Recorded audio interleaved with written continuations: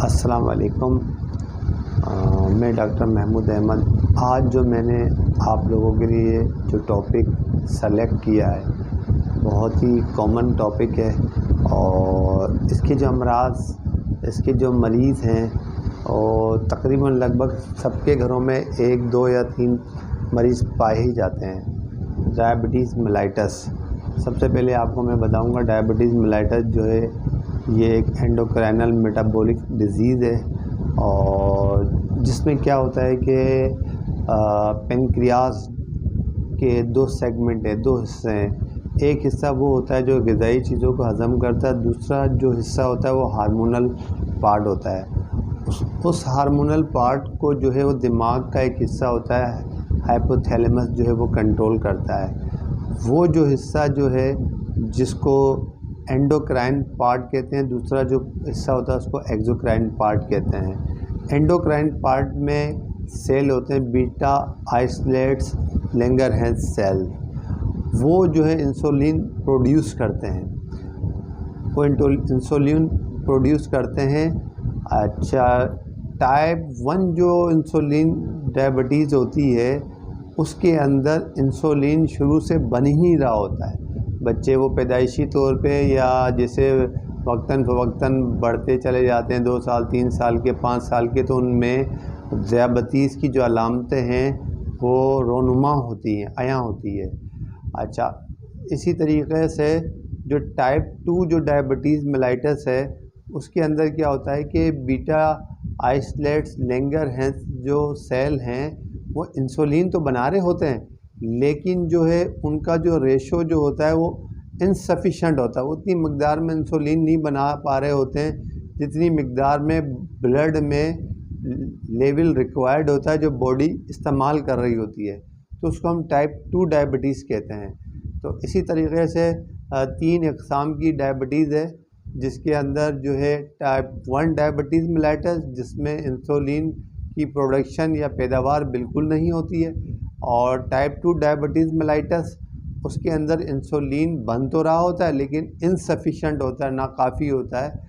और तीसरे नंबर पे गेस्टिशनल डायबिटीज़ होती है जो कि ख़वातीन में अमूमन प्रेगनेंसी के जो 3rd ट्राइमेस्टर है उस दौरान और शुगर का जो लेवल होता है वो हाई हो जाता है और हामला जो ख़वातीन जो होती हैं डायबिटीज़ के शिकार हो जाती हैं। अगर वो पोस्ट प्रेगनेंसी अगर लाइफ स्टाइल मॉडिफिकेशन को इख्तियार नहीं करेगी जिसकी वजह से बहुत जल्दी वो डायबिटीज़ का शिकार हो सकती है। चौथा जो इक़साम है वो जेनेटिक्स डायबिटीज़ है। जेनेटिकली ये होता है कि दोनों पेरेंट्स में से मदर या फादर को डायबिटीज़ मेलाइटस में मुब्तला हैं तो high risk of diabetes in the age between 20 to 30 year या 30 to 40 ईयर्स, इन 2 एज में एग्जिस्ट हो जाती है उसकी अलामतें। अगर हम एहतियात कर रहे हैं और लाइफ स्टाइल मॉडिफिकेशन की हुई है, खाने पीने पे एहतियात किया हुआ है और जंक फूड नहीं ले रहे हैं और रोज़ाना वर्जिश नहीं कर रहे हैं, वॉकिंग नहीं कर रहे, जॉगिंग नहीं कर रहे, जिसकी वजह से बहुत जल्द डायबिटीज़ का शिकार हो सकते हैं। वो भी जो जेनेटिक डायबिटिक पेशेंट्स हैं, वो भी जिनकी फैमिली में रन करती है, और वो भी जो एक आम लोग हैं जिनकी फैमिली में डायबिटीज़ नहीं है और जो ओबेसिटी की वजह से, ओवर वेट की वजह से, इनएक्टिव लाइफ स्टाइल की वजह से या लग्जरीज़ की वजह से, सहल पसंदी की वजह से भी डायबिटीज़ का शिकार हो जाते हैं। अच्छा, मेन जो अलामत है डायबिटीज़ पेशेंट्स के अंदर जो आती है वो यही होता है कि अमूमन जो है प्यास का ज़्यादा लगना, पेशाब का ज़्यादा आना, भूख का ज़्यादा लगना और तेज़ी से कमज़ोरी का रोनुमा होना, वाक़या होना, रोनुमा होना, और घड़ी घड़ी पेशाब आना। ये इस चीज़ की निशानदही करती है कि पेशेंट को शुगर की अलामात ज़ाहिर हो रही है, तो उनको फ़ौरी तौर पर चाहिए कि वो अपने डायबिटीज़ का वर्कअप कराएं, शुगर के टेस्ट करवाएं ताकि बर वक़्त उसकी तशख़ीस हो के बर वक़्त उसकी ट्रीटमेंट शुरू कर दी जाए ताकि उनके जो टारगेट आर्गन डैमेज होने से बच पाएँ। अच्छा, दूसरी बात ये है कि ये तो मैंने अलामतें बताई है। दूसरा ये बताया कि पूरी दुनिया में डायबिटीज़ भी जो है एक मेटाबॉलिक डिजीज़ है, एक पेंडेमिक सूरत इख्तियार कर गई है। लगभग 422 मिलियन पीपल वर्ल्ड वाइड जो है वो डायबिटीज़ मेलाइटस का शिकार हैं, जिनमें टाइप 2 की बहुत ज़्यादा बड़ी रेशो है और टाइप 2 की जो रेशो है कंपैरेटिवली बहुत ही कम है। इसी तरीके से हम अपने नेशनल लेवल की बात करें, पाकिस्तान के अंदर जो है 22 मिलियन लोग जो है डायबिटीज़ 2 टाइप 2 का शिकार है, जिनमें से टोटल डायबिटीज़ का टाइप 2 की है। अच्छा, इसी तरीके से मेल के अंदर जो डायबिटीज़ है वो 16 से 18% है, फीमेल के अंदर जो है वो 9 से 10% है। इसी तरीके से जो है प्रेगनेंसी के दौरान भी जो है इसकी भी शरह जो है साल साल बढ़ती चली जा रही है। आपको पता है कि अगर डायबिटीज़ को हम टाइप 1 के अंदर जो है वो विदाउट मेडिसन लाइफस्टाइल चेंजेस की मदद से भी शुगर को कंट्रोल किया जा सकता है, और रोज़ाना और डाइट की एहतियात से और रोज़ाना बाकायदगी से वर्जिश करना। वर्जिश में जो है साइकिलिंग भी आ जाती है, वॉक भी आ जाती है, और जो है मेहनत मुशक्क़त का काम भी आ जाता है। तो ये टाइप 2 को बताएं। टाइप 2 के अंदर जो है बिल्कुल इंसुलिन नहीं बन रहा होता है, इसमें बहुत सारी इंसुलिन है, सेफेस्ट है। हमारे यहाँ ये भी अलमिया है कि लोग ये समझते हैं कि जो डायबिटीज़ पेशेंट है उनकी जो आखिरी ट्रीटमेंट है वो इंसुलिन है। ऐसा नहीं है, ऐसा हरगिज़ नहीं है, बल्कि पूरी दुनिया में जो पहली ट्रीटमेंट दी जाती है वो इंसुलिन की दी जाती है। इस हवाले से लोगों में जो है, हमारे यहाँ पाकिस्तान में आपको पता है कि ख़वानगी की शरह जो है बहुत ही कम है।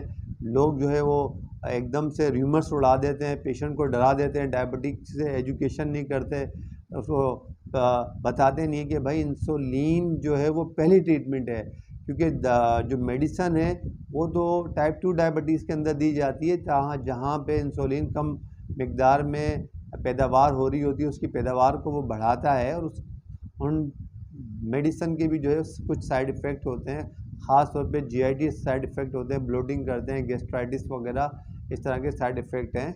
और अगर अनकंट्रोल डायबिटीज़ हो तो इसी दौरान पेशेंट्स को भी जो है इम्पोटेंसी भी हो जाती है, लॉस ऑफ लिबिडो हो जाता है, और जिसकी वजह से पेशेंट की जो है वो समाजी लाइफ और जो है अज़दवाजी लाइफ भी सफ़र करती है। पेशेंट जो है इसकी वजह से डिप्रेशन का भी शिकार हो जाता है। अगर हम डायबिटीज़ को with the help of medicine और with the help of lifestyle modification के अगर हम कंट्रोल नहीं करेंगे तो ये टारगेट आर्गन डैमेज होंगे। टारगेट आर्गन के अंदर जो है गुर्दे वाइटल आर्गन है, ठीक है। गुर्दे अगर फेल होंगे तो जाहिर सी बात है पेशेंट डायलिसिस पे चले जाएगा।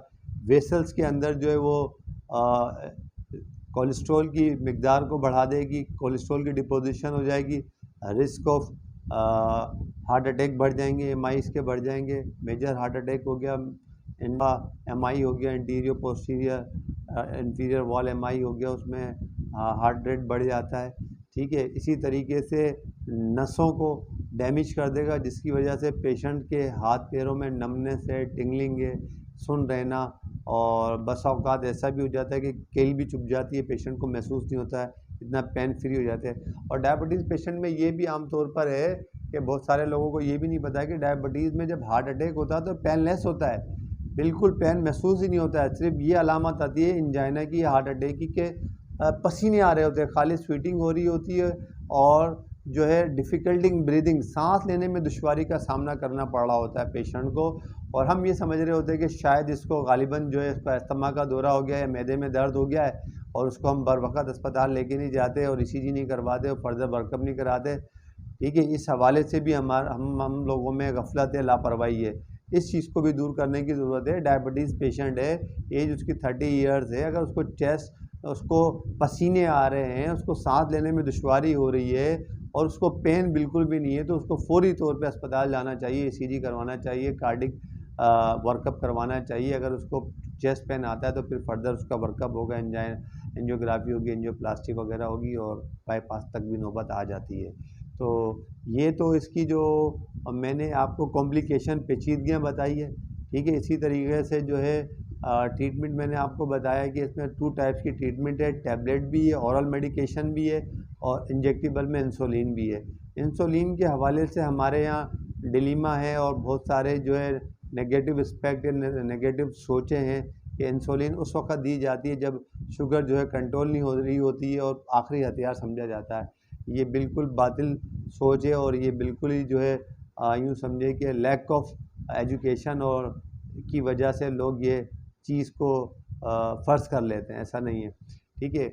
और बाकी ये है कि अगर हम चाहते हैं कि शुगर जैसी बीमारी से महफूज रहें तो हमें चाहिए कि बाकायदगी से जो है वो बाकायदगी से जो है वर्जिश करें, जंक फूड से अलाउ करें और रोज़ाना जो है 30 से 45 मिनट की वॉक करें, सब्ज़ी का इस्तेमाल ज़्यादा करें, दालों का इस्तेमाल ज़्यादा करें, बड़े के गोश्त है, घी है, बाहर के होटलिंग है, इससे अज्तनाब करना है। और ड्रिंक्स हैं, सॉफ्ट ड्रिंक का बहुत बेदर्दी से इस्तेमाल होता है और बहुत फ्रीक्वेंट इस्तेमाल होता है, बोतलें वगैरह का इस्तेमाल, जो कि एक पॉइजनस है, हैज़र्डस हैं, ख़तरनाक हैं, गुर्दे भी फेल करती हैं, रिस्क ऑफ शुगर भी है।